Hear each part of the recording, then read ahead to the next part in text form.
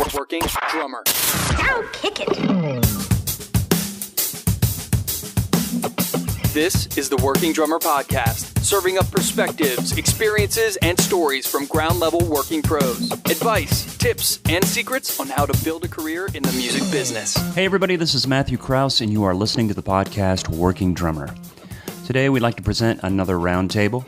In this episode, this roundtable discussion we are calling Black Drummers of Nashville. We have the opportunity to share this unique perspective of a group of talented black musicians who make their living in Nashville, Tennessee. They share stories of resilience and realism in an unpredictable work environment. Our guests include Keio Stroud, Derek Phillips, Jeremy Roberson, Marcus Finnie and Hubert Payne.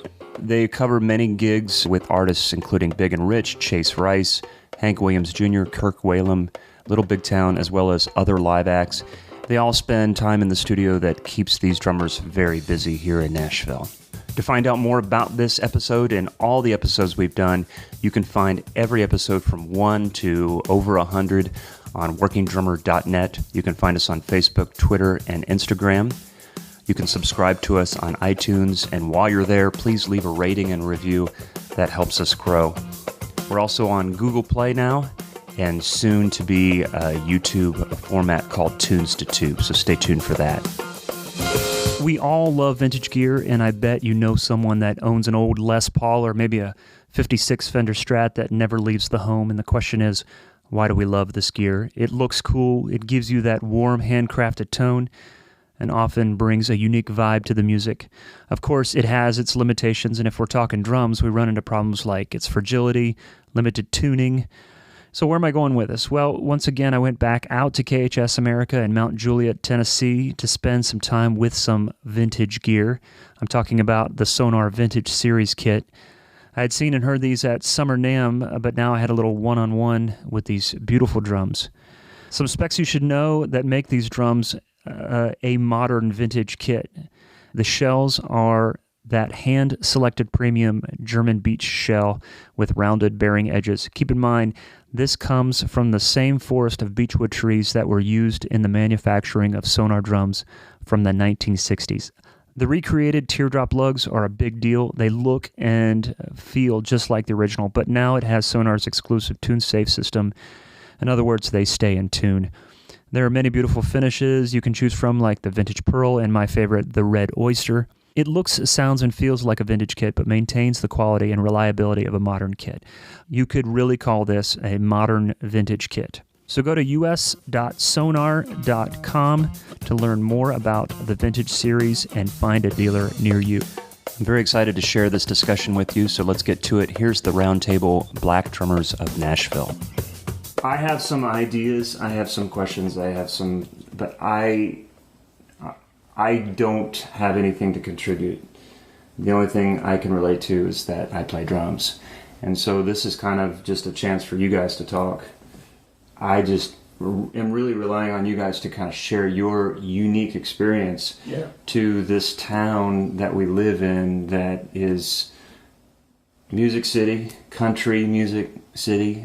All you guys have country gigs, and there's a perceived culture about that type of music, about this part of the country, about this industry. Mm-hmm. And Hubert, you brought it up last time we talked that, I think one of the things that I thought was really amazing was you're getting reaction from people that said, you're like me, I see you, but I never considered Nashville, but now I see you up there.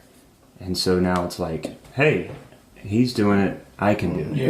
Yeah. True. And so that was just one idea I had is your advice. But maybe the first thing is just kind of go around so everyone can kind of hear your voice and who you are. So I'm Jeremy Roberson, currently out with Chase Rice. Cool. Hubert Payne, I'm currently out with Little Big Town. Gotcha. Derek Phillips, drummer for Hank Williams Jr., Mr. Bocephus. And the answer Keio Stroud, drummer for Big and Rich. Anyone else that's got some money. I left that part out. I know, I think that's safe to assume for everybody. Oh man, Finnie. Marcus brought his Grammy jacket and some notes. You don't leave home with it. I know, he can prepare. You have to give a dissertation. He's about to preach. You got a PowerPoint? Yeah, man, I got your rider for all your, Grapes, peeled. Yeah, I did. Yes. They didn't have green grapes, man. Sorry. So everyone's going around was just saying who they are and get your voice. So you were last here. Awesome. I am Marcus Finnie. Awesome. That's all you needed, right? That's all I needed. I'm Marcus Finnie. I wrote a script out. I'm Marcus Finnie. I'm really awesome. I am Marcus. Yeah. Marcus. My Trump impersonation. Sorry. You already went in. My name is Marcus. What time is it? How long? Okay, 1 minute. 1 minute and 12 seconds. That's how long it took Finnie to mention Trump. Then you got. Oh man. The dog even left me when I was. Could you talk more about that, Hubert? Where we were, as far as what you were saying before, somebody's reaction to seeing you and saying, "Hey, I can do this." What is Nashville about? Well, man, my personal experience, I've been super blessed to come to a point and realize that, man, there aren't people like stopping, me from being a part of country music, And I had a lot of friends like, Keio helped me out and kind of showed me the ropes. Like, hey, man, if you want to do this thing like country music, study the craft and then go hang where people are playing country music. Mm-hmm. And that's totally fine. And yeah, there's going to be some resistance. But overall, like... What do you mean? There are perception issues. A lot of times people see us and the first thing they think, you play at something in 30 seconds and it's like, oh, he's a gospel chop dude. You know what I mean? Mm-hmm. And that doesn't really fit a lot of times in like singer-songwriter situations. Mm-hmm. So you kind of get a stigma, when, a guy like me, which I shared the last time I was here, I didn't grow up in church. Like my family was Jehovah's Witness, so I don't even have that kind of a skill set, nothing against it. But I've heard that before. Oh, dude, I saw you at Legends, man. You got some sick gospel chops. And I'm like, I just laugh.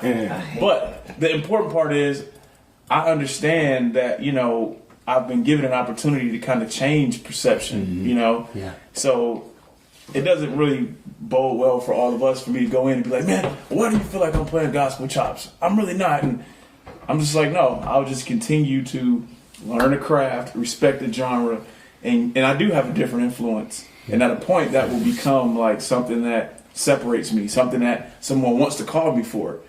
But it all goes back to me respecting the basis of country music first, and just being open, man. Like, it was super important for me to be here today, to me, because I feel like I've been processed. I talk about this a lot for these moments now. I grew up in Detroit, and the only person that I saw that wasn't like African American was like on Saturdays Little League football. And then I went to boarding school where I was like the only black guy in class most of the time.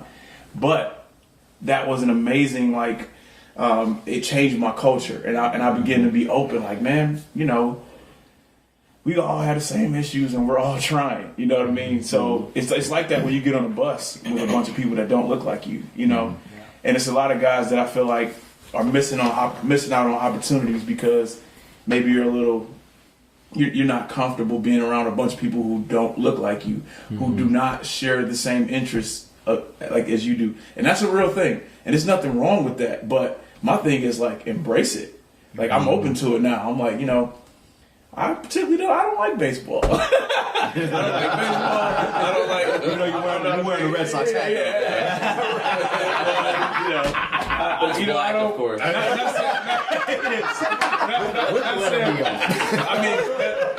That's that's a funny reference, but my point is, you know, there are things that, like, when I wake up in the morning, and I've been on buses with guys, and they talk their first 10 conversations in the morning, like, no one in my family would stick around for that. No one where I grew up around would stick around for those conversations about maybe it's hunting or, you know, growing up a certain way. It's a different perspective. Yeah. But I chose to be like, you know what? I'm stick around. You know, because this is going to add to me. You know, this is going to, and, you know, they might not understand where I'm coming from, but they're not closing me off from all of us playing music together. Right.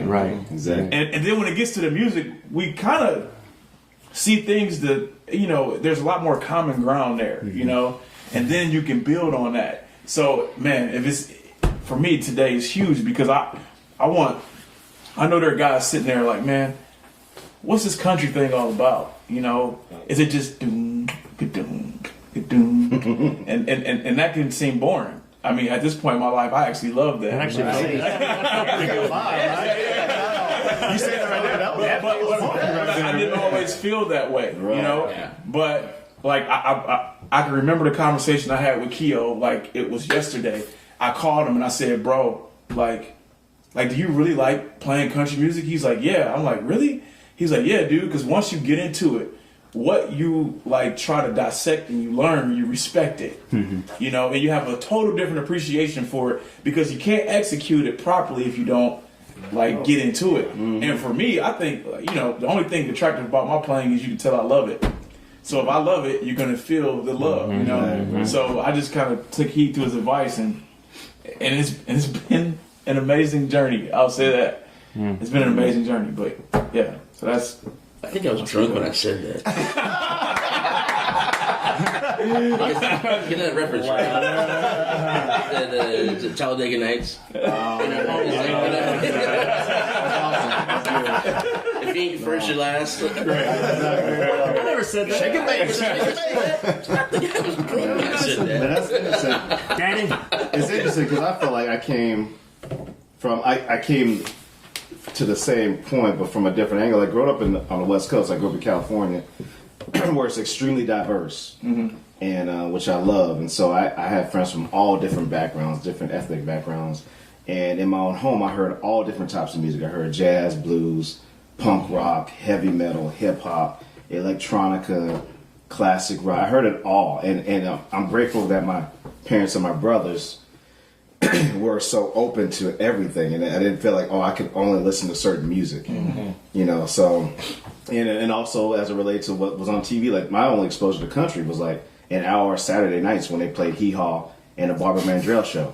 But it's like my parents didn't turn off, say, "You don't need to watch that." No, they left it on, and I was like, "That's cool." And plus, I did have a little crush on Louise Mandrell. By the way, but true. But yeah, but so I'm grateful that I had that exposure where it wasn't. She looks the same. Yeah. My family. I know, right? I know. I met her a few years ago. My family's very inclusive. Like it wasn't from like when you know all my older brothers and I. When we have relationships with the opposite sex. We brought all different types of people to the house.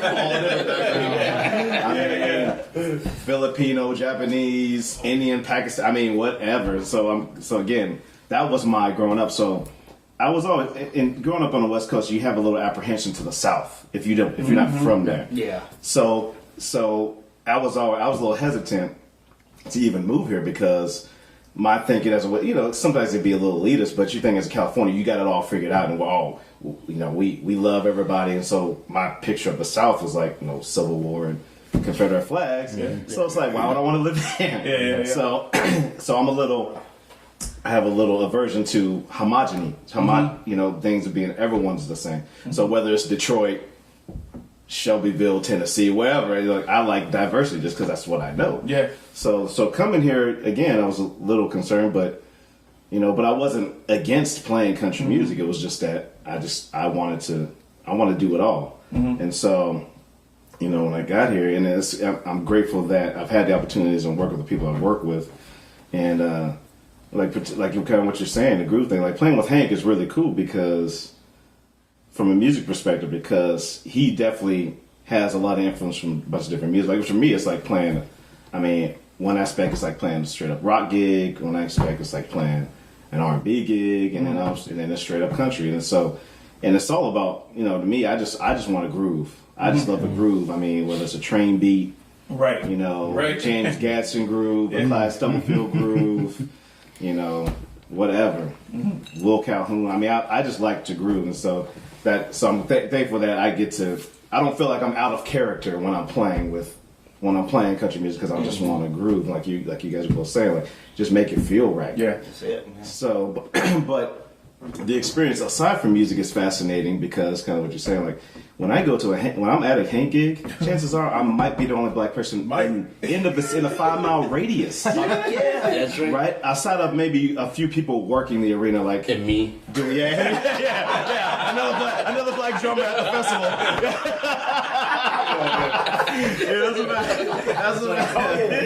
We ready there. It's like a bad version of Where's Waldo. Right. I got in the audience, and there's Keio. Right. Man, Hank gave me an all access pass, man, so I get to come to the shows. Right? As you should. As he should. As he should. Absolutely. You doubled the population. I doubled the population. Literally, just by being there. But the thing that really checked me is that at first glance, like, shoot, man, at a Hank gig, I've seen more Confederate flags in one place than ever.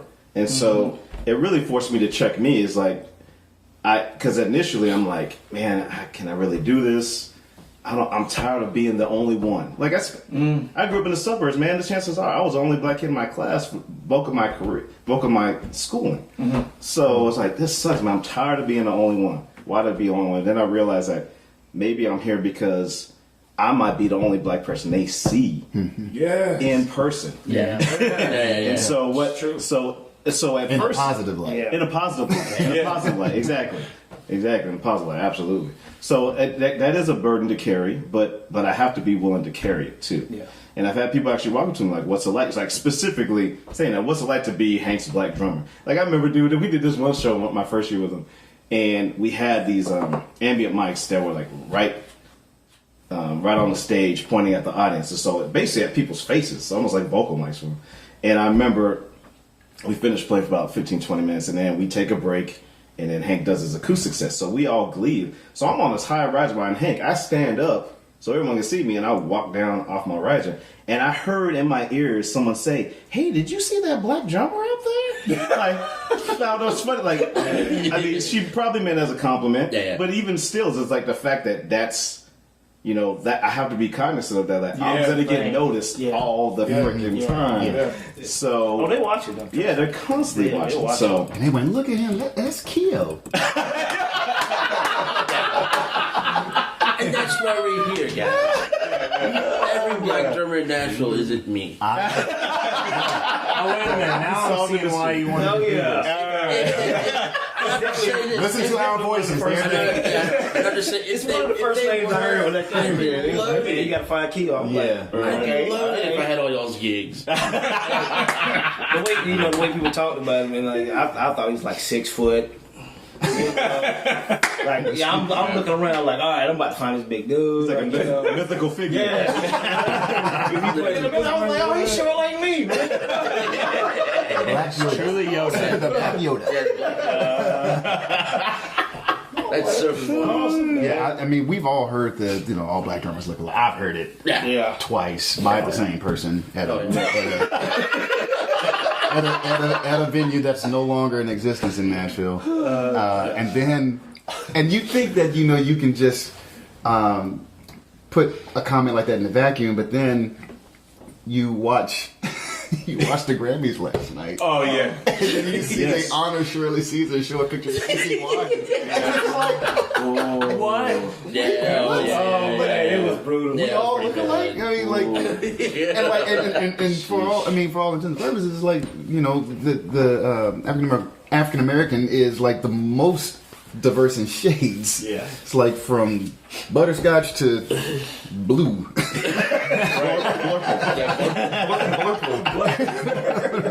This guy covered in asphalt. But the real cool thing, man, about what we get to do is like, this is how you change that. Yeah. Right. Yeah, and I'm sure. Like when we understand the responsibility and we, you know, do our thing on the kit. More importantly, do our thing off the kit. Being nice to people, being cordial, learning the music. You know, just being an easy guy to be around. Yeah. Like these are the things that that changes the culture. Right. Like this is the only way to do it. This is the only way to do it. Right. Because I mean, we make jokes online and we do that thing, and people still don't know, man. They don't know. Yeah. So this is the way to do it, you know. And you know, there were some guys that have opened the door before us, and I just feel like it's our responsibility to keep it open and like, Absolutely. you know. Yeah. But how do you guys like keep it from becoming so frustrating because you have to take that extra step to not only be good on stage but to be We have a text thread. Yeah. We have a 1-800 text thread. Exactly. We get it out. Because the worst thing you can do, and the worst thing you can do is to go on social media and vent. Exactly. Because I mean, and you know, I've been guilty of that myself, of going online and like posting something, and people can't hear your tone, they can't see your physical, you know, face and everything. So they can't tell if you're being sarcastic, if you're being serious, if you're angry, or if you're trying to make a valid point. So it is a matter of like, you know, we've all heard things that are just offensive. You know what I mean? We've heard it. And I wish that I could say, I don't hear it anymore. I wish I could say I'm not going to hear it again. But the chances are we are going to hear it again. And so, but it's an attitude adjustment for us to say, as Hubert was saying, like we have to represent in a certain way. And even when I say represent in a certain way, that immediately like kind of separates how we handle stuff from how other people handle stuff. Like we can't come out and say and correct somebody. So for example, if you're in a camp and you are the only black drummer, and then you have a fan that says something foul, if you were to like lash out at that fan, suddenly you're the angry black guy. And so you literally have to like take a step back and almost, I hate to say this, but you have to almost let one of your colleagues handle it, because if they handle it, then it's kind of like it's the admirable thing to do for your colleague, like defend him, even though you yourself are well capable. You're a grown man. You can handle it, but it's a perception. And your voice is valid, and your opinion. Your voice is valid, and your opinion has merit. But it's the moment you open your mouth, the perception immediately changes. So you have to like literally be extremely wise in how you say and what you say. How you say certain things, and you can smile. I mean, I remember I was in Utah one time, and I remember walking through backstage. It was about 12 people on the way to backstage, and I think they worked the event. Some of them had shades on. 2 of them were officers, and I walked through and. I try to always give people a blank slate or the benefit of the doubt. Like, you know, if I speak to you and you don't speak back, maybe you didn't hear me. Or I try to make excuses instead of jumping to conclusions. So I spoke, and people, you know, they were sitting down. They seemed apprehensive. I was the only black dude in the whole place. And again, I'm in Utah, and I looked at this officer as close as you are to me. And I said, hello. And he just stared at me. And then I said it again. And he stared at me. And so I just walked on, and I said, you know, maybe he's mute. I don't know. Maybe they speak English, you know what you're saying. Right. Maybe he was blind. Maybe there was a black face that was blind. You gotta go to the right place in Utah, man. Next time you go to Utah, hang out with me. I see what you're saying, though, man. I guess it's fair to say I'm one of the new guys here. In the town. Well, all right, see you guys. It was definitely difficult for me at first, just like, I can't say it was difficult. I grew up around it coming from South Carolina. And we seen a lot of it, like 20 minutes down the road, Pillion. At the games, we got called every name there was. Right. And one of the things that I had to learn is how to develop thick skin. And with developing that, one thing always stuck out. My mom was like, "Man, you know your name. They can call you whatever they want to call you. You know your name." And I've always taken that and not let it affect my lifestyle or my money. Yeah, preach.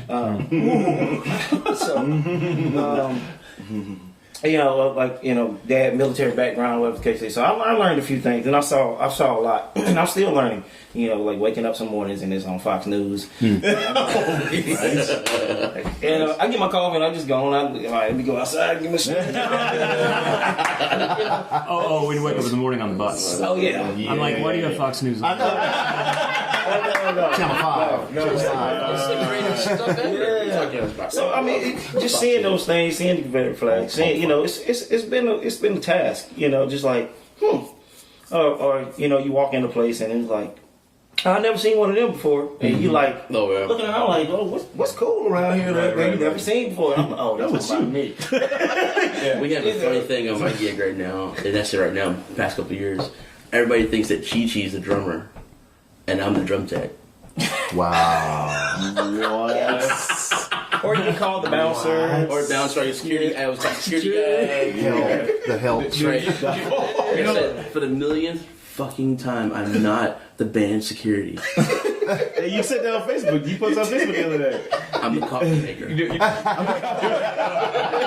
what I think is cool and really, really awesome, that especially you got these guys here, because like I'm a fan of all these dudes drum wise. Like I've studied with Derek, go to his house and be like, man, show me what am I doing? Crazy.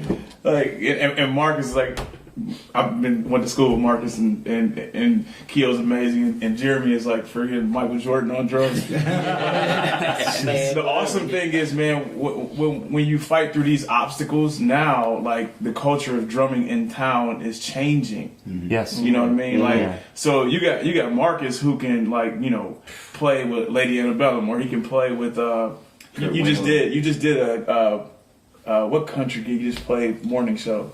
I forgot his name. Justin Moore. Justin Moore. So, yeah, but he kills that. But he also plays like Kirk Whalum and has his own band, and he can play in 12/8 like crazy. But the cool thing is, man, like the genre is mixing and is becoming more acceptable for other influences. You know what I mean? Yeah. And yeah, we can talk about the culture's a little hard. You kind of mixing things, and some people aren't up to speed. But the awesome thing is, man, as far as the art, the city is growing. Yes. And things are changing. Like guys are being able to play on records now. Exactly. And like the door is opening.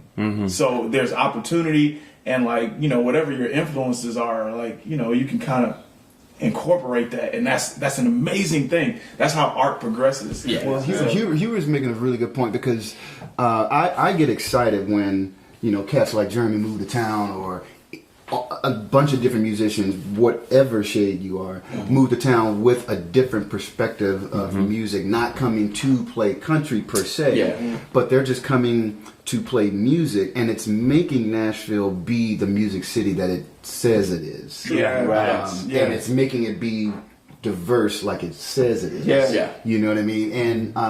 And so you're getting a lot of artists, mainstream country artists, I should say, and producers who are who don't want to play or perpetuate the same old thing. They want to progress. They want to bring in other influences. So you're seeing country music, at least in the last 5 years, for sure, really change and take a turn. Last night it was a little weird to me, but I appreciated the Keith Urban Carrie Underwood performance with the whole sequence drum thing. And I appreciated that, man. And they are literally trying to be relevant, or they are relevant, but as far as how country, because country is so conservative, not politically per se. It's a very conservative art form where it's like, if it ain't broke, don't fix it. Let's keep it like it is. Yeah. Why do this? Let's it has to fit in a certain. Yeah, it has to fit within these parameters, and you have producers and artists who are like, bump your parameter, man. Yes. This is music, Right. You know what I mean? Right. And like you'll never reach the younger generation who are your next decades of consumers. Yeah. If you don't reach them, you're just going to be playing pretty much in Vegas. Yeah. Or not nursing home, but Casinos. casino. But also it is a deal. I mean, in the years, I guess out of all of you guys here, not out of all the dudes around, but I've been in Nashville almost 17 years, and I've played country music for a living for at least 16 of those years, and I've seen that progression. My first country gig was like a 90s country guy, Wade Hayes. And it was like 90s country, which is like the heyday of country music, you know what I mean? Yeah, yeah. And to go, first of all, to be able to get that gig was hilarious. One, because all the dudes with cowboy hats and start shirts and me wearing a backwards hat and a FUBU shirt. That's so awesome. That's hilarious. Yes. Yeah, man. That is beautiful. Man, I want to see pictures of that. I actually have one. I gotta find it. Dude, this is the best. As a photo of me playing with those guys in Vegas for the NFR. So I didn't know that NFR even existed.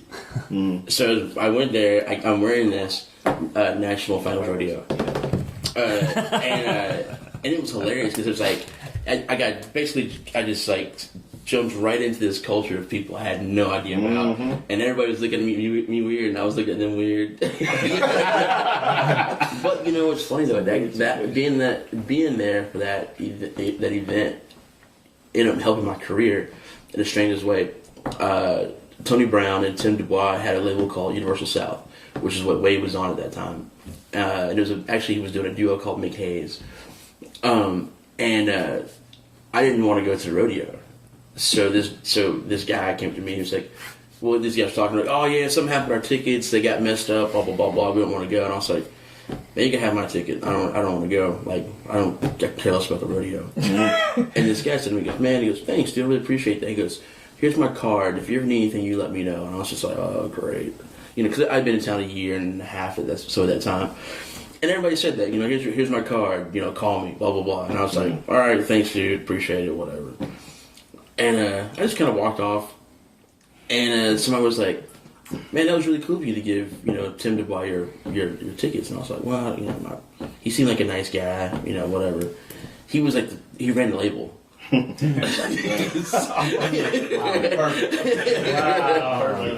he was cool, and I never hit him up or anything, but every time Universal South had a new artist, or they had some sort of strange thing where somebody couldn't make a gig, they called me.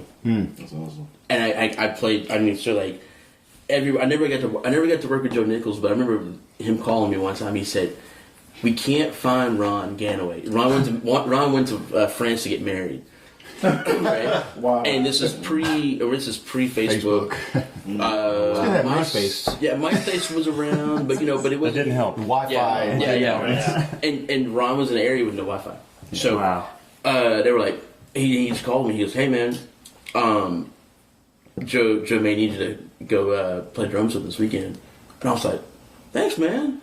I appreciate I appreciate that guy always calling me. And then National Star, that's how I got the National Star thing. He put me in for that. I mean, even the Rodney Crowell thing, he vouched for me on that gig. And I called him about that when I knew that it was a possibility. I was like, hey man, years ago you said I needed that.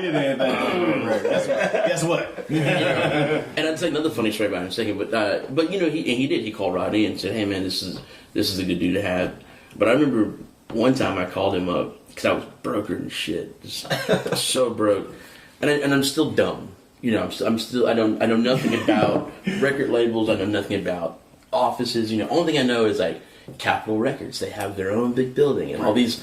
You drive out and Universal South was a small small label. And I remember I called him up and I was like, hey man, like, so this drumming thing is kind of weird, not really working a whole lot. Are you guys hiring janitors by any chance? Wow. And he just goes, no.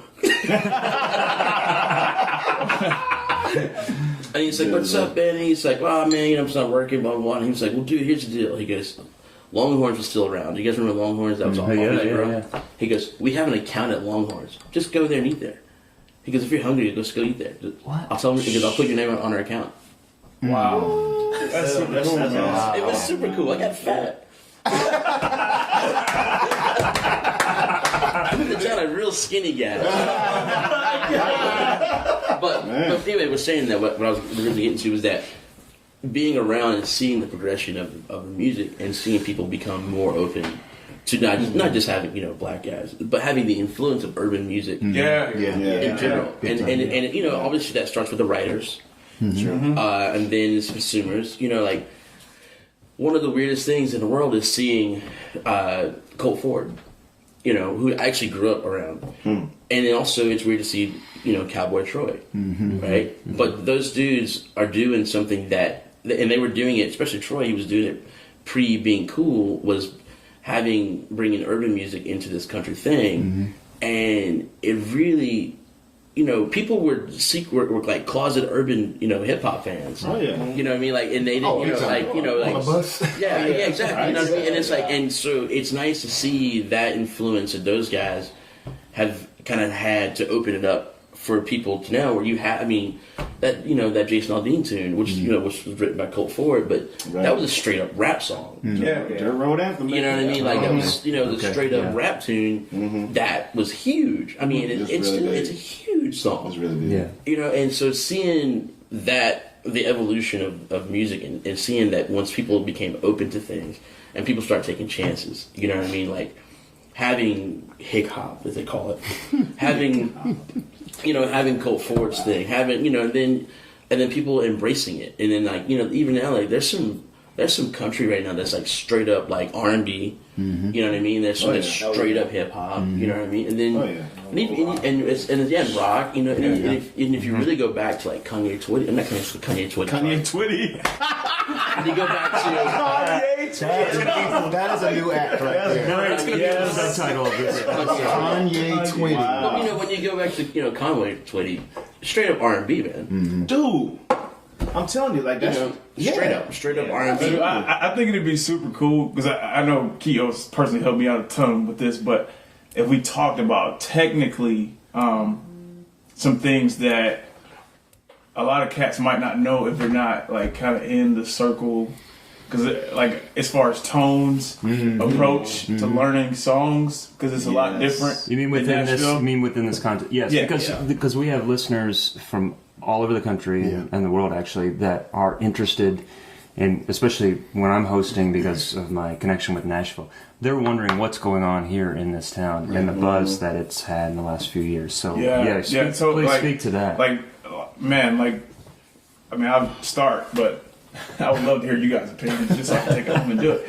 But personally, man, like, I've noticed, like, the older I'm getting and the more I'm in the culture, and this is like a writer-driven town, everything is about playing for the song. And a lot of times, like, I mean, it's fun to, like, watch guys on YouTube, and, like, you tune drums away to make them crack, and it's attractive to watch.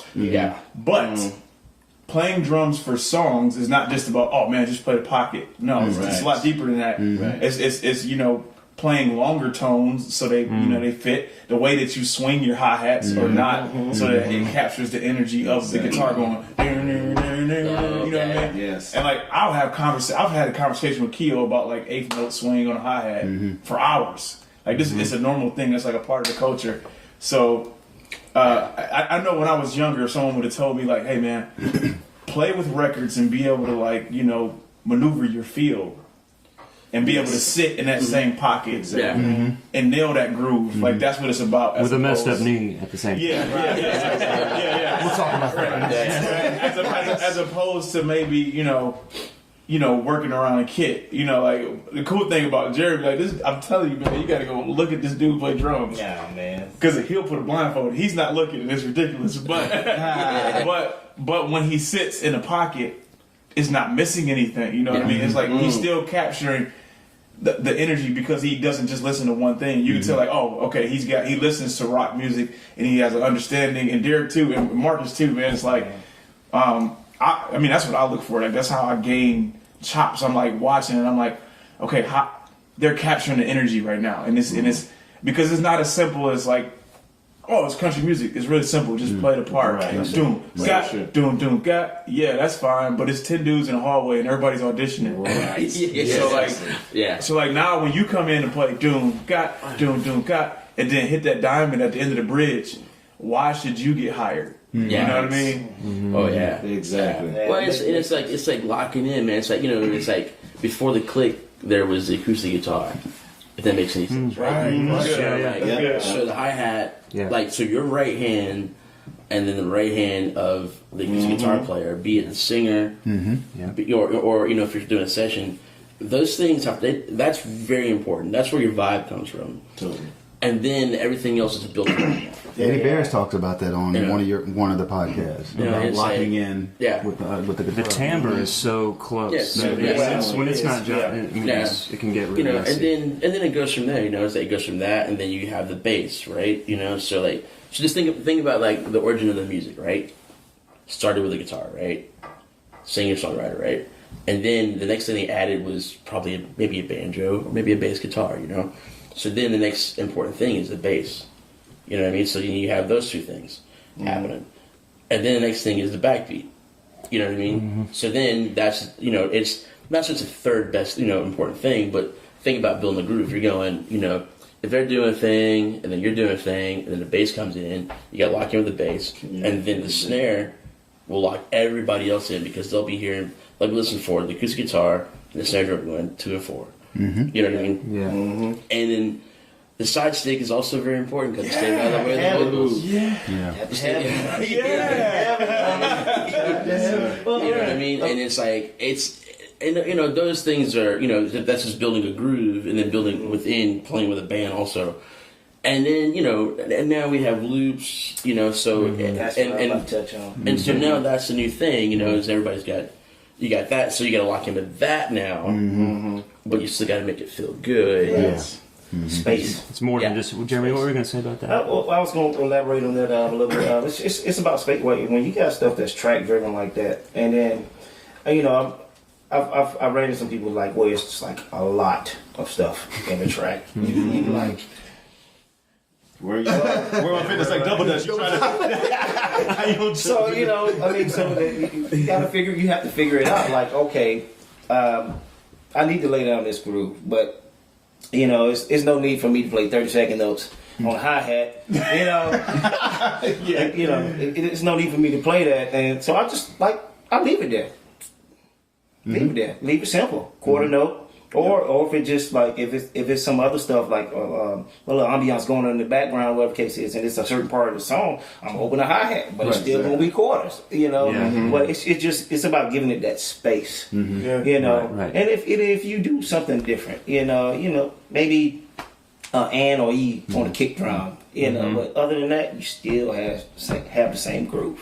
Yeah, Jeremy is making a really good point because like the whole space thing, we a lot of time as drummers. We play for each other. Yeah. And which piggybacks on for what Hubert's saying, play the song. The times, and Keio has done this too, the times we've worked in the studio with Kev Mo, Kev is a he's a stickler. Man. Yeah. Because it's a couple different points. Sound, groove, and the song.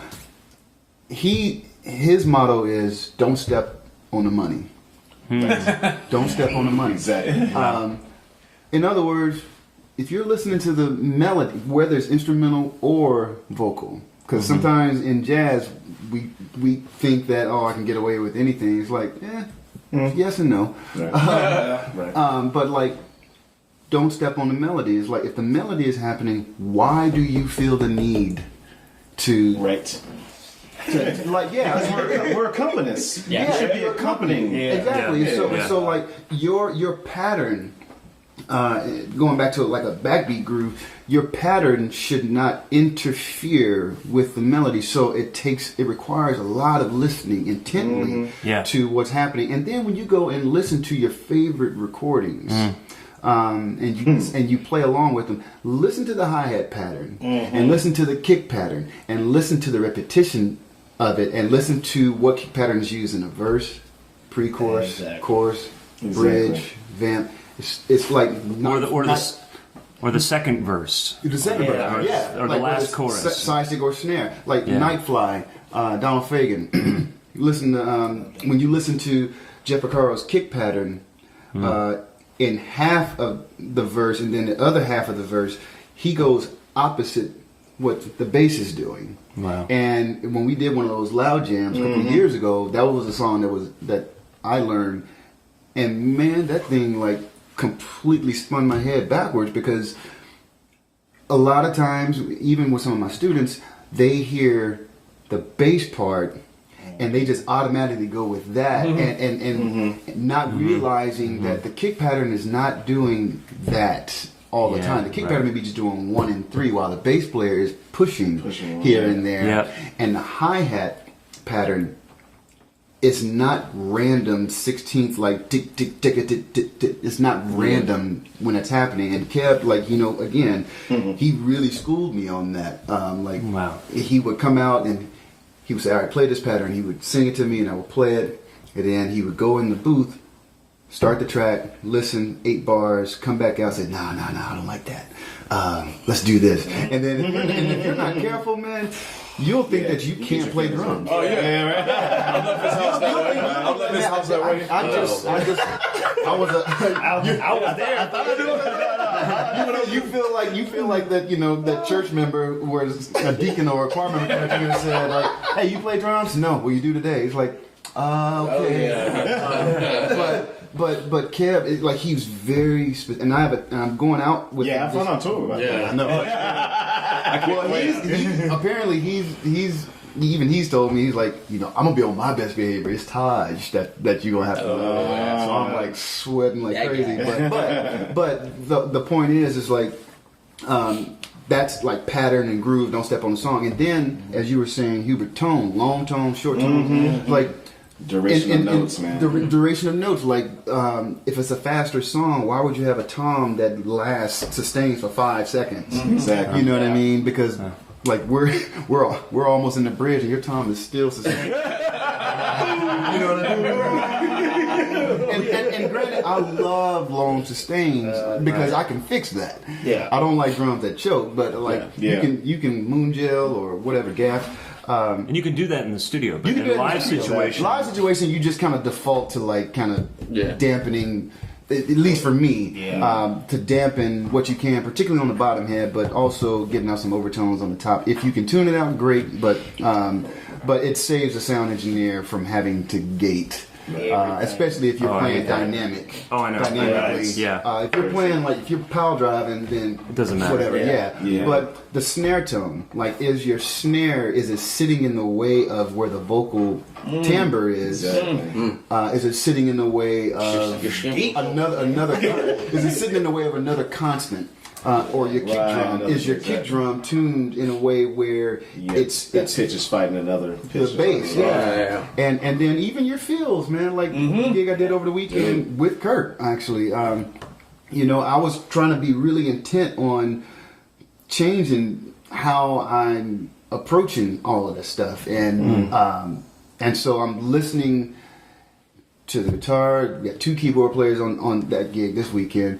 And we had 2 different bass players, 2 different nights, and the way the second bass player played was way different than our normal guy, and so it forced me to like change my direction, because he was a little more I don't want to say aggressive, but he was busier in what he was playing, so I had to literally adjust certain kick patterns, like where I would just drop 1 and maybe just 1. I got the one, you got the rest. And sometimes you can kind of anticipate you know, a friend of mine calls them happy jacks. You can anticipate when a happy jack is going to like do a fill, so you're like you just leave it for him or for her, like go ahead, or you're listening to the ends of phrases in a song vocally. Yeah. Are they singing a pickup into the next part? Yep. Yes. So if they're singing a pickup, do you fill? Or what kind of feel do you do? Right, is it something like a Ricky Lawson feel, like on "I Will Always Love You"? Right before she does that modulation, he just boom. That's all you need. Greatest feel ever. All you need. Greatest feel ever. Right. So those things really, and you can only really learn that stuff both from experience and definitely by listening, Right. because the listening piece is like this is your most important instrument, your ear. And I've told my students this: you can have, and then you can also have all of the music knowledge in the world, but if you don't have wisdom to know where to apply, and so you think of your hands as the knowledge, because that's all your chops right there, your knowledge. But your ear is your wisdom. And so when you let your ear dictate when you use your knowledge, that's so good. That's so that's kind of like what it's all about, you know.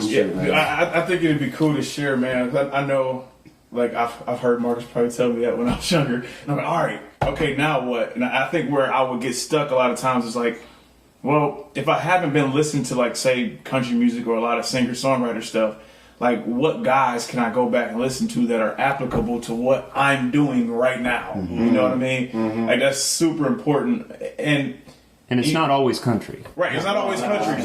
It's like finding the right street of, like, okay, this is giving me something that I can use right now, and it's making me excited about it. Because, I mean, if you can work to find stuff you're excited about, like I always talk about, I'm excited about Aaron Sterling because me living here in Nashville is a fool. Like when I'm sitting in the studio with LBT and they'll bring in, like, you know, just singer songwriter demos, it's like guitar, and immediately like the grooves that come in my head are probably something I heard Aaron play or you know, Steve Jordan, and those are typical guys. But I would love to hear, you know, what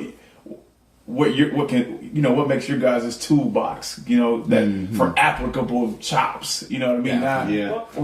For working in Nashville. Right. One thing, I mean, I remember telling my student about this for a while, but talking about the economy of notes, and like knowing, kind of, I mean, Finnie pretty much alluded to it, but like knowing, okay, if the guitar's playing, dum dum dum dum dum dum, you don't need to go da da da da da da da.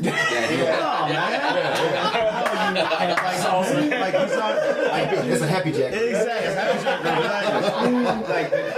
The grid has already been laid, so that's what I'm saying. So if I'm my groove is there, my feel, boom, boom, boom, eighth notes. Not Right. Craft the eighth notes. Exactly. So if the grid is eighth notes, I'm on eighth notes. Yeah, that's good. If the grid is 60 notes, then I can go 60. I'll do eighth notes, and then I can do 60 notes. And there's always exceptions. Like that's funny. When you said Picaro, it made me think of the Purdy Shuffle, where like all those grooves he played on, everything's wide open. He's like, that's like one. but the music allows for that. Allows for that. So sometimes you have exceptions where you're allowed to fill in Rosanna. I mean, the list goes on, where you're allowed to fill up that space, where it's required of the drummer to be, you now become part of the harmony, basically. Right. But if the guitar is going to no, then it's But those songs typically sometimes are built on the drum. Right. So those are different exceptions as well. Absolutely. That's a great point, Marcus, because most of the songs that even recently that I've recorded, it's not like, hey man, play a dope drum groove, we're gonna write to it. Right. And in Nashville, they get in writer sessions, and it's a guitar or a piano, and people writing. Again, it starts there. So and it has to remain there, even after you've already played. And like once you look at the guys, like just even from a business perspective, I want to know who are the guys getting the calls to record all the time. So I look at those guys, and I'm like, well, what's special? Like, where's the beauty? And like when I look at Nick Buddha, he always has something cool to say in eighth notes. And his feel is great. But in eighth notes, he had Near has something cool to say in every subdivision, and he does whatever he wants because he's Near. But like Chris, McHugh, they always play like Greg Morrow. the right stuff. Morrow, they play the right stuff. Great feel, but when they phrase, it's never too much, and it's most of the time it's crafty eighth notes. Yeah. It's exactly. It's the thing about that space, man. Like, I say it all the time. It's I tell people this all the time when I get laughed at. Like, it's one of the hardest lessons I learned when I was younger. I had a chance to play like this big guy around our town. Everybody knew him. That's like Skip Pearson, like jazz ambassador, like the music guru, basically. And man, I learned so much from that one gig. Like just being on that gig, I got the happy feet. I was like, I'm on this gig, whatever the case is, and everybody out there, I was, laying in there at first, and then it's like, you get excited, and I'm young, and, it's this part coming up in the song, and I'm just, and he looked back and was playing his horn, and I was like, oh, well, he loved that. I was just saying that. I was like, y'all saw it. I know y'all saw it. So, but at the end of the song, he came back there to me. He was like, hey, man, that was pretty good. And I was like, oh, thank you. He's like, that's the best thing. You'll never play again. That's the best thing. You'll never play again. That's great advice right there. And he, for the rest of the gig, I was just like, I kept it simple, man. That's it, man. You gotta kiss. Learn how to kiss. That's true. Learn how to kiss. I know. I grew up playing, like dance music. Like I played in my dance like R&B bands, and it's like the whole deal was that people wanted to dance. Yes. Yeah. And so that's my approach into what I do now. Especially with the B&R gig, it's like it's dance music. It's 4 on the floor. 2 and 4. No one cares about anything else. Exactly. Yeah. Like the only thing John and Kenny want is me to drive drums right up their ass. Exactly. Yeah. And that's just it. Yeah. And even this like studio stuff that I've done, it's kind of the same thing. Like, you can get a little musical with it and be a little fun, like Rodney stuff and some of the stuff to do with Kev. But for the most part, it's wanting people to feel something. You want people to feel what you're feeling. Yeah, he laid it down too. By the way, last week both of these dudes laid it down. I would love. I'm being selfish right now, but I would love to hear Keio talk more about.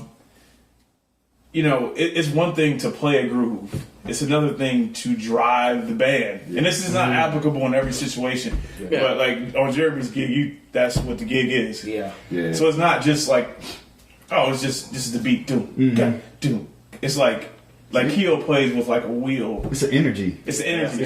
I love this moving air. It's a force. It's not a volume. It's just moving air. Herding cats. Right. Dude, you and me both, dog. You gotta speak, bro. Not just your game.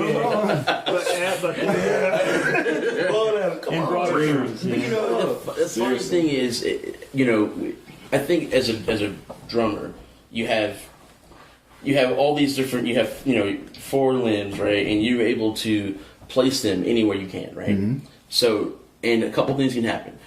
The band will eventually play to you, or you'll eventually play to the band, and then slowly get them to play to you. Mm-hmm. So, example, Hubert's gig.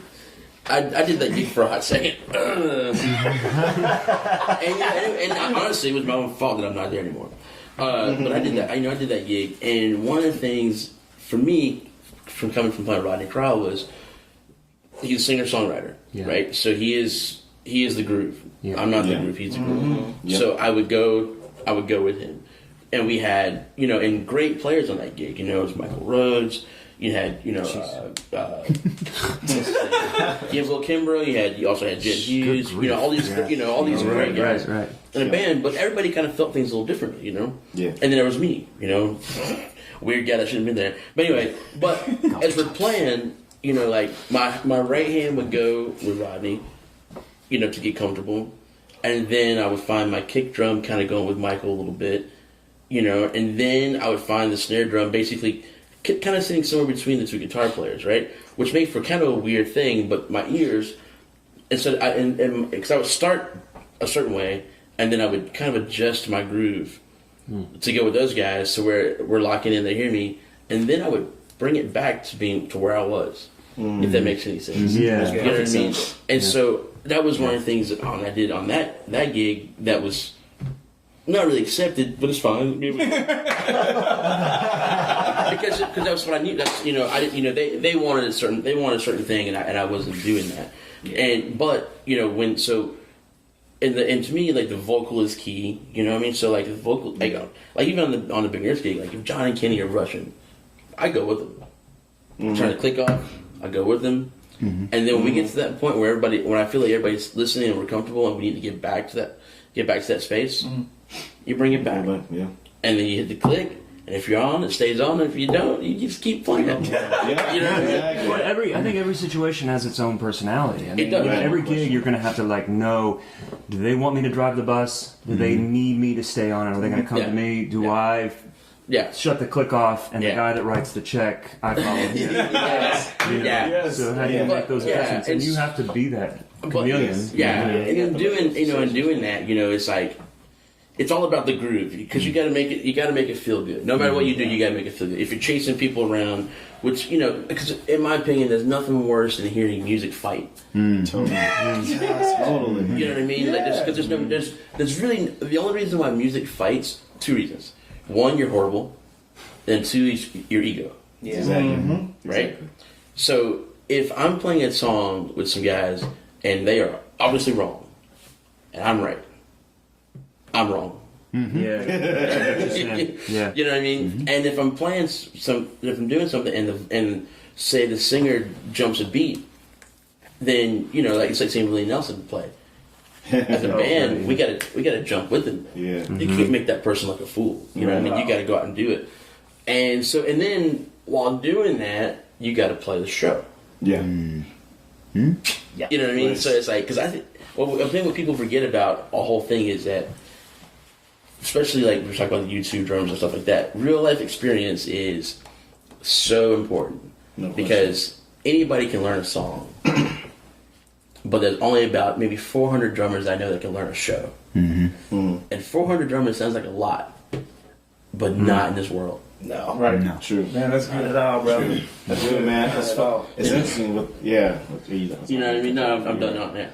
But yeah, it's funny because when you said, I think our gigs are very similar because with Hank, I don't have a click. There's no loops for obvious reasons, and so and it's funny. It was funny because when I first got the gig and at rehearsal, we rehearsed for 3 days. Hank didn't show up at all, and we would finish a song, and the band would say, "Man, that sounds great," but it's going to be different when Hank shows up. Oh yeah. After every song, and they were right, and I was like, and it took me about 6 months to kind of figure it out because again, my first instinct was to acquiesce to Hank and they follow Hank. But my job is not to follow Hank. My job is to let Hank look like he's leading and then translate that to the rest of the band. That's my real job. So I let Hank lead. So when he's on guitar, he starts a lot of songs. He puts it where he wants it. And then I go with him. But then I settle the groove where it's supposed to be and then translate that to the rest of the band. So it took me a little while to figure that all out. But I feel like I finally got to a place where I can execute that pretty regularly, and sometimes it's different, especially with Hank, because every night is a different night. Because like sometimes he'll get on guitar and he'll start like walk this way, and we'll start playing walk this way. It might last 5 seconds, it might last 5 minutes. He might sing a verse, he might pass solos around, not say a word. Yeah. So, and that's the other thing they said, you have to be able to read his mind. I was like, how am I going to read this dude's mind? And so that's the thing. I read his body movement. I take in what his attitude was before he got on stage. Was he in a good mood? Was he in a bad mood? Yeah. Are there pretty women in the audience?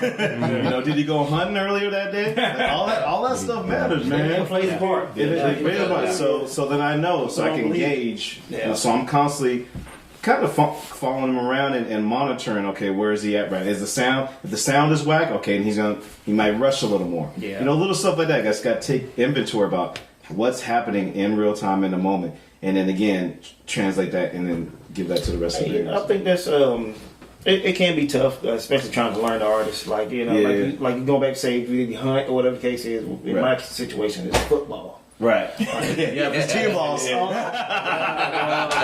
don't, what I mean? Right. So I already know there's going to be a little bit of aggression on the stage. Something going to happen, or that one person out there that really didn't know his song wasn't singing. There's going to be some aggression. Yeah. Right? So I mean, it's just like you just got to be able to read them, and that's the hard thing to do. Is trying to read them, and he might feel like doing this song, he might feel like doing this song, and then it might be at the end of this song he tell you to skip 3 songs down. Yeah, right. Like you gotta be like. Whatever you got to do to get there. So it's about paying attention, listening, and it's about it's really silly. It's when you go, because I'm a weird heady dude like that. Knowing their influences, that helps you know where to go, and it's like, and with this whole thing that we're talking about, we're all like from different parts of the world, and all that fun stuff, and it's funny because like you may not. Hubert may not have known a Merle Haggard song, or you may not have known even a Hank Jr. song at some point in time, you know what I mean? Or whatever, whatever songs, whoever. And it's funny to be able to get into that headspace and learn how, like, learning what their influences are will help you on your gig. I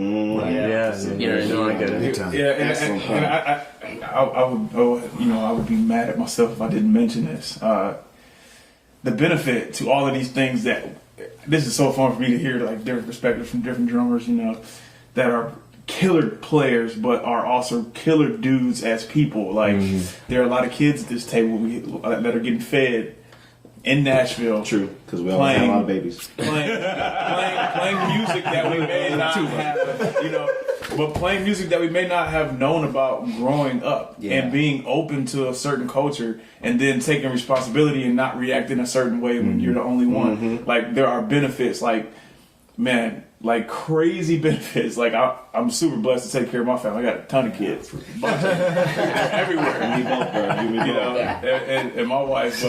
But yeah, man, I think it's important to mention that, like, the cool thing about Nashville is the way that we tour here most of the time. Yeah, it's a lot of weekends. We don't go out for like months at a time. And it's conducive to having a family. Like, I know Derek has a family and he's married, wife, and Marcus is married and kids, and like, it can't happen, if you have like a bigger picture mindset and you're okay with like being around people who don't look like you and taking things in and being more receptive and listening and like growing and not publishing yourself as like, I worked on music up until like 20 and now I'm about to assault the world. Like, it's a learning curve, and it's okay. Like, call your buddies, like, iron sharpens iron. And when you grow, you get more opportunities, and you can make things happen. And the door is open. It's not easy, but the door is open. You feel like the door is open more now than it was 10 years ago? Yeah, no doubt. No doubt. I mean, just look at the population of African American drummers. And that's what I'm going back to like J.D. Blair. Yeah, you know what I mean. Chuck Phillips. Yeah, Chuck. The first guy, one of the first two, was a guy named Bobby Daniels. Nobody talks about him because he killed his wife. Jeez, morbid. True story. He played drums for Kenny Rogers. Okay. Yeah. And he just kind of snapped. But I mean, when I moved to town, JD had the hot gig. Right. And he had several hot gigs. He did Wild Love It, and Sophie Lynn, and I reached out to him many years ago, and I met him in high school, and he was totally cool. Big part of why I'm here. Him, then you had Chuck Phillips that plays with Terry Clark. He was, he was a big dude, and then Myron, will show up in about 2 hours. Myron and I both kind of sort of. I mean, he had the Jake gig, and I was doing a bunch of different things, and he's been with Jake for ages now, and he was kind of one of the guys happening. And then I remember Neoshi had the Eric Headley gig, Trent Thomason, and but I remember one of my first gigs, and excuse the language, but it's funny, real funny story. You already been cussing when you You already been cussing. Apologize now. Explicit on the side. They all go on there. They all go on there anyway. You should have seen the last time. Hey, man. That's what I did with him. But I did this. We played the Myrtle Beach at this place called the Beach Wagon, right? Oh wow! And it's what it is. I'm 21, I guess at the time, and I finished playing a gig, and this lady comes to me and she says, "You guys are awesome." I was like, thank you. And she's holding my hand. She's probably 45, 46. And she's like, me and my friends just wondering, what's your nationality? And I said, oh, this is great. I'm German, Irish, Indian, and black. She goes, I thought you were a nigger. Yeah. And I said to her, I said, The N-bomb. I go, thanks. And she goes, and she went on and on. And then Nigeria. But she was being really sweet. I know it sounds really dumb, right? No. That was just the word. She didn't know better. She didn't know any better. Right. And you know what I mean? And so, and that's, 16 years ago now, so, right? And I could have been pissed. Oh, that long ago? Yeah. Yeah. Right. And it was like 4 funny years because Back in the 90s. yeah. So the funny thing about it was like, I totally could have been pissed about it. I could hit her in the face or Yeah. got another thing about it. But I just said, thanks, and I really appreciate it. And then she pumped me off on her daughter, which was a whole other story. She was like, there's a long-term game. Right, exactly. He's like, yeah, I know I gained something from that. But I guess what I'm saying with it is that the fans as well as people that hire you are being more accepted to what's happening with the genre growing within people. You know what I mean? Having black guys play drums, Right. black bass players, Yeah. black guitar player Tyrone, Right. Yeah. Uno, Akil. Akil. That's right. Akil. That's right. Forget about him. A little big time now. That's right. Yeah. So it's like you have that where people are more acceptable to it. People are actually seeing talent for talent. Yeah. Mm-hmm. You know what I mean? Yeah. Even it goes as far as being skinny and fat. Mm-hmm. Not me. I know it's funny. That table looks much. I know. It looks much better on TV than this side of the table. Pound for pound, me and Darren are way better than you guys. And we weigh the same as the three of you.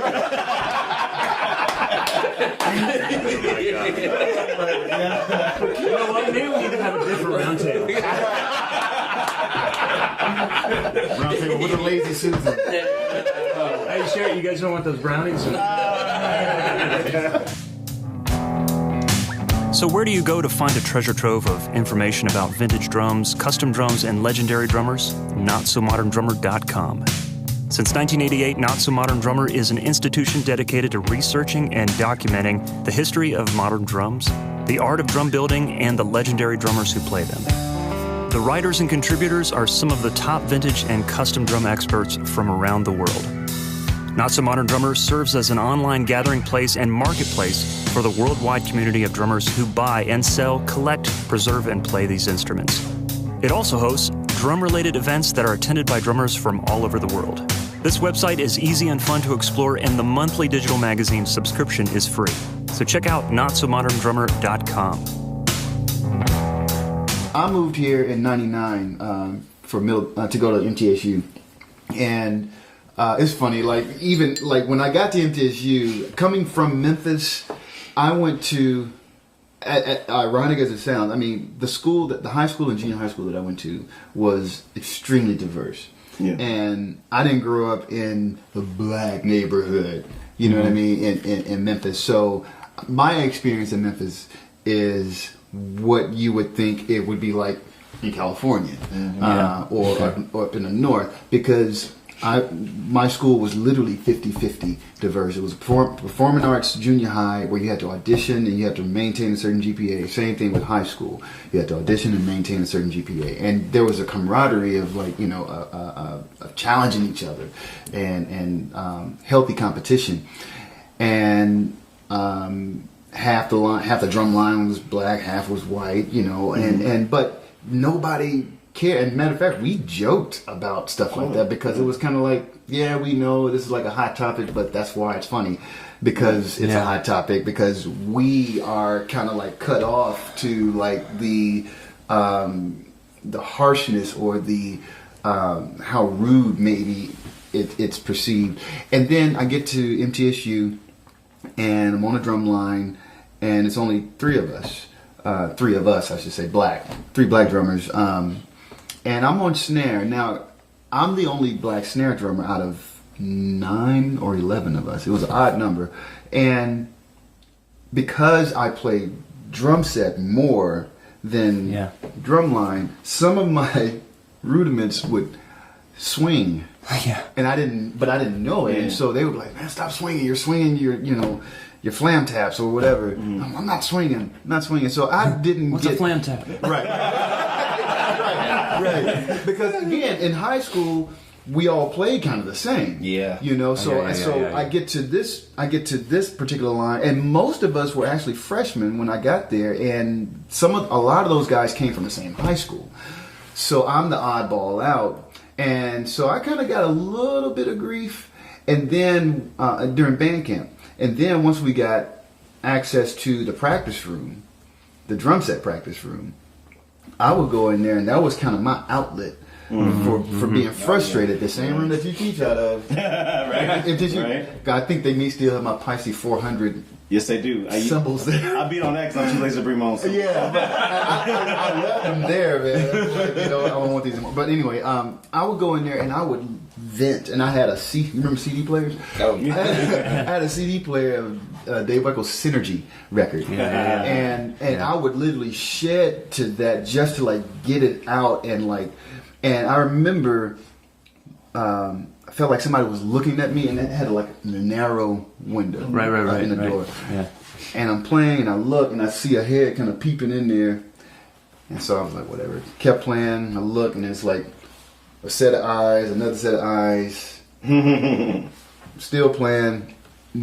I kid you not, when I turned around, there were 5 guys from the drum line standing. They came in. Yeah. And I didn't know it, and it kind of freaked me out a little bit. But suddenly it was like, now I have respect. Because they heard what I was doing on the kit. Yeah. And so fast forward, I would go down to 3rd and Lindsley, and I would try to sit in. And I remember asking one of the guys, who shall remain nameless, if I could sit in, and he said, well, maybe next time. I was like, okay, cool.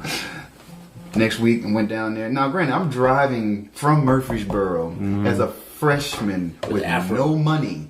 And with an afro. Yeah, I had an afro. Well, short afro. The 10. I'm mini fro. But finally, I was playing a gig there at 3rd and Lindsley with another guy, and Joe Wooten and Reggie happened to be there. Yeah. And they said, man, you sound good, man. You should come sit in sometime. I was like, oh, okay. Granted, I've been asking a couple of weeks. So I sit in, and Reggie, he lets you solo for 30 minutes. I'm not even kidding when I say 30 minutes. They leave the stage. Yeah. And so the next couple of weeks, I sat in playing Red Baron.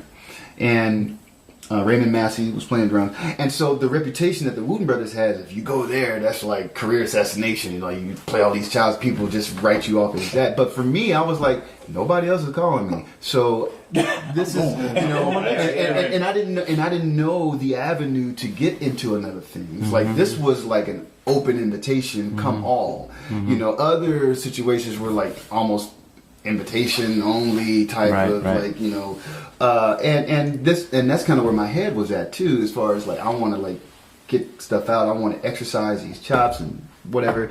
And this lady came up after a gig one time playing there. She said almost the same thing she said to you, Keio. She said, wow, she was drunk. She said, wow, I didn't know black guys could play drums like that. I knew white guys could, but wow, you're amazing. And Joe was packing down his keyboard, and he just kind of said out the corner, and he said, where do you think drums came from? But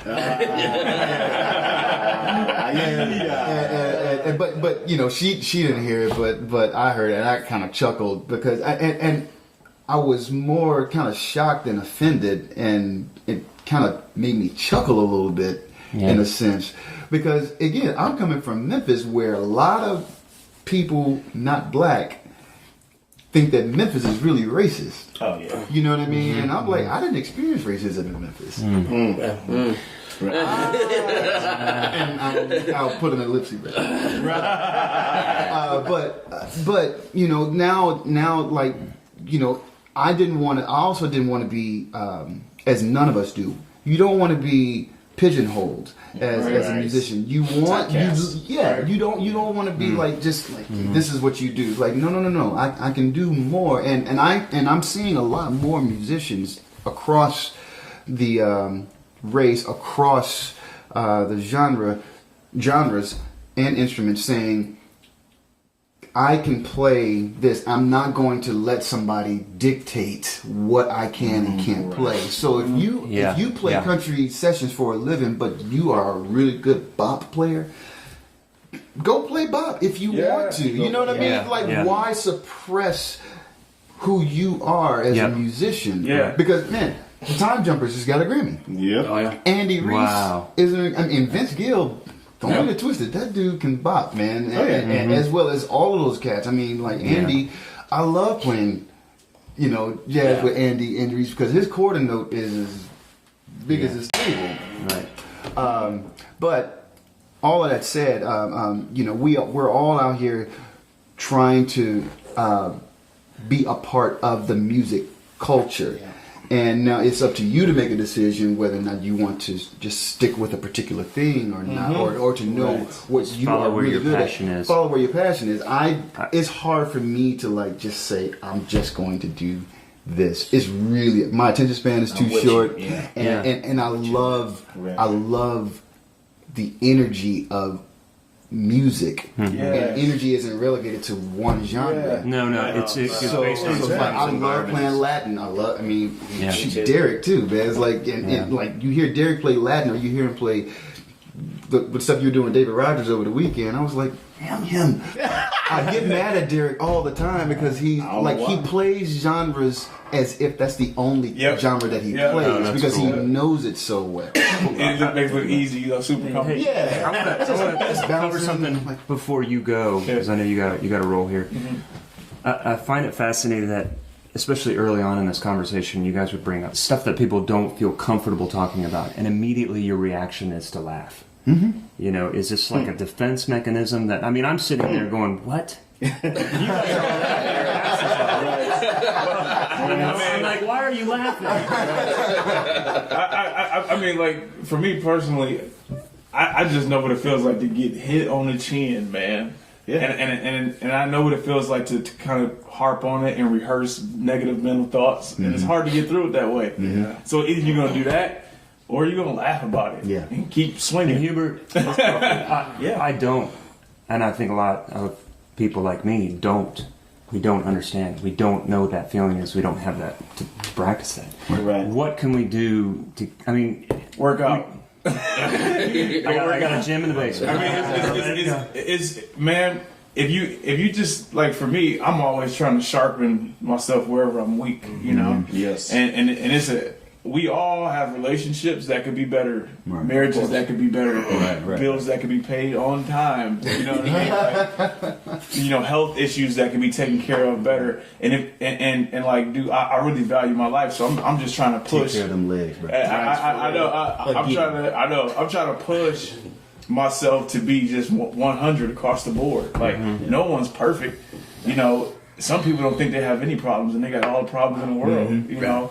Or they're expecting somebody else to handle it, depending on what the current culture. You just gotta be strong, man. Like I think out of all of us, all of us here, we all have good parents, open-minded parents, great parents, and I think that it's with Lester, even the same thing. Who's not here? We've talked about this before, where it's like, the reason why some of us are doing what we're doing and working in this genre, and with Lester being in a Christian rock band for years, and being looking differently, having different backgrounds, is that we grew up with people that told us that we could do anything we wanted to do, and then they supported it. You know what I mean? Like they didn't say, "Well, that's stupid," or "Why would you do that?" You know what I mean? And then once you're here, they're still like, "Man, it's so good to see you on TV." Like it's so funny how like something your parents or your friends that you end up having we all have diverse friends, and we live in Nashville, and it's strange to say this, but most probably our friends are not black. We have black friends, which makes us not racist. You too, buddy. I got 5 black friends right here. Right. Yeah, can I add you guys to my registry? And would you say I got to know where you're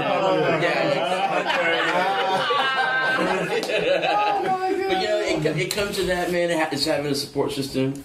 Absolutely. It's being knowledgeable. Out of all the guys here, I'm probably the dumbest, and I'm okay with that. But it's having that thing of like having people to keep you in check when you have issues. Like Mark said, you want to text your boy and be like, hey man, what do you think about this? And then people just give you straight up advice. Yeah. You know what I mean? And then and the beauty of Nashville and some of my buddies that we did another podcast with is that we're all here for each other. We all keep each other in check. Right. You know what I mean? When you're out of line, Yeah. a guy will call you out of line. Be like, dude, what are you thinking about? You know what I mean? And at the same time, you can call a guy and get advice. I remember, Hubert's called me a couple times about things, I'm not sure why, but, he's called, I've talked to Lester about things. I've talked to all these guys about stuff, and it's fun that we can all do that. We can all talk to each other and then relate on a certain level. Because, it'll come, it's hard to talk to a buddy about, yes, that's just horrible. It's hard to talk about to your non-black buddy about something that might be race-related first. Right. Yeah. You know what I mean? Yeah. So it's like, and I'm big on like collecting information, right? So like if Hubert comes to me, I'm not saying he has, but if he comes to me about an issue and we talk about it first, and I'll say to him, man, cool, now you should go talk to talk to Kevin Murphy about it, or talk to whoever, and get a different perspective on it, and then collect your deal before you go deal with the situation. Right. Because sometimes people will give you biased, information, thoughts, information. So, Or based on what they're experiencing. yeah, And that's all you can do. Yeah, so it's good to collect different things, let it digest. Yeah. Don't be victim, even if you are. Right. Don't be the victim. Right. Look at the whole thing and then move forward. And I think that's a big reason why we can all laugh about stuff. Well, and also with the laughing piece, man, it is a defense mechanism, but it's also what other choice do you have? I mean, it's like, and seriously, it's like because you asked like what can be done when you go and you try as a person of color to try to like address a situation. Most of the time, believe it or not, we need you as a person, a Caucasian, to listen, not try to be right, not try to give me your perspective because I live in your perspective. Yeah. Preach. You know what I mean? I live in the perspective that you have. I need you to hear me out and to have empathy. Yeah. You're not going to lose anything by me being right about something. You're literally not going to, like, if I said that this person treated me this way or this person was racist or whatever, even though you can't really prove racism because all somebody has to do is say, no, I'm not, or I misspoke. Literally, we see that daily. But just listen. You know what I mean? That's good for marriage too, Marcus. Very good for marriage. Very good. Right? Some of us have some diversity in our very own home.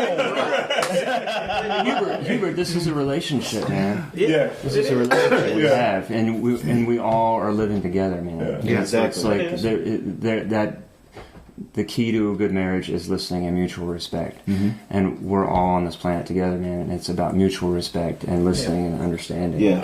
Totally, man. I mean, Keep it groove too. Listen to solve a lot. Yeah.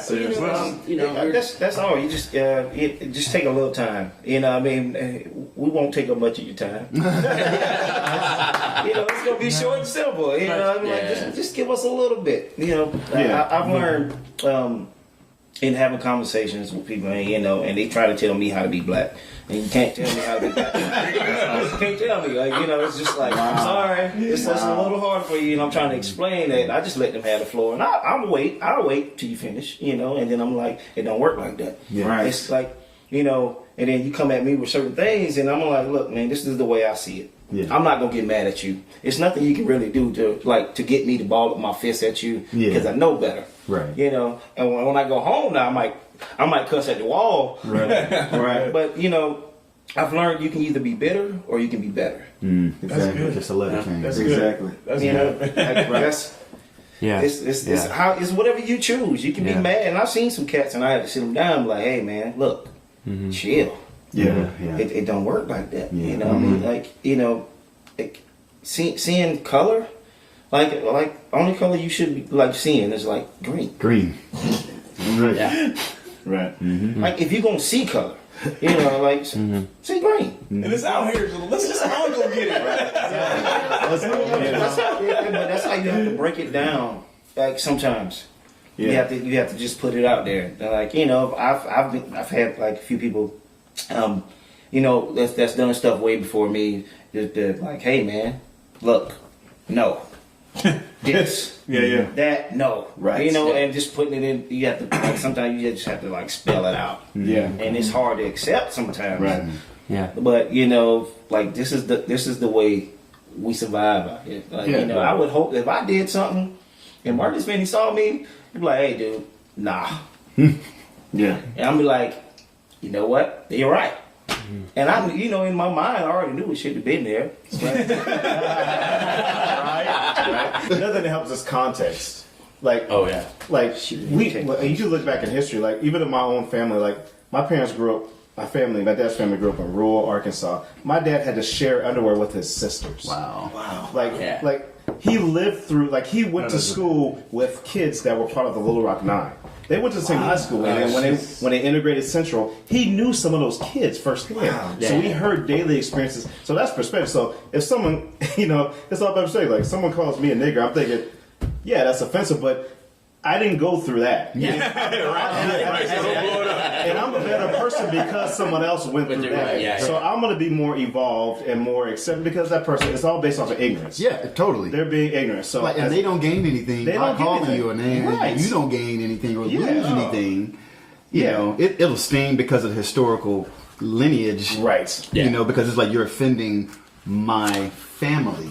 Right. But at the same time, it's like, why did you say that? Yeah. And what did you gain from that? How does that What make did you gain? feel? Yeah, how does that make you feel? What do you have? But in the context with Keio, it's just like she doesn't know what she doesn't know. Right. It's purely ignorance. That's conditioning. That's a whole, and that's just she needs to evolve in her own way, and hopefully she'll be. And not everybody gets there at the same time. Right, exactly. And hopefully by me and Keio, that was part of the process. Right, exactly. So Perfect. Yeah. We have a kid together.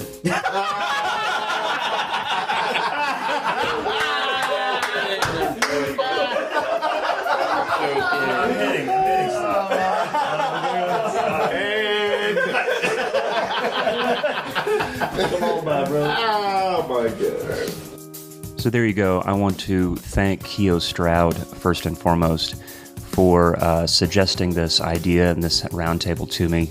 Early in the podcast, Keio was one of my first interviews, and he was the first drummer of color that I had interviewed. And I had a discussion with my wife. I said, I know that Keio has stories that are unique to him as a drummer of color here in Nashville. And I want to bring it up in a respectful way. And I've known Keio as long as I've been here, for 15 years. I said, but I don't know how to approach it. And she said, if it comes up in conversation, it does, go with it. If it doesn't, just, it has to happen naturally. And it never did. It never did in that discussion. And I wanted to address it. So when he suggested this, I thought, this is great. What a great opportunity. And I'm thankful to all these guys for sitting down and talking to me. And I feel like the door has been opened now for further discussions in the future. So thank you so much for listening. Stay tuned next week for Zach Albeda's interview. And want to thank Mike Jackson for his technical help. We had a hang this last weekend. We were very excited about new things coming up in 2017, including you, the listener, getting involved in what we do here at Working Drummer Podcast. We also have some new things coming on the website. We're going to be retooling that and doing some redesigning we're excited about. So stay tuned for that. We'll keep you up to date.